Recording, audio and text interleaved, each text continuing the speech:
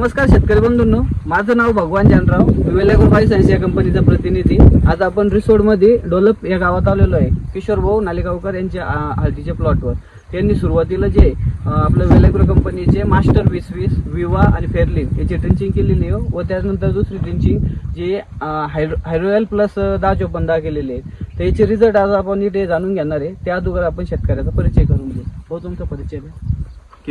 माझं नाव केशव उत्तम नालेगावकर, राहणार दोडप.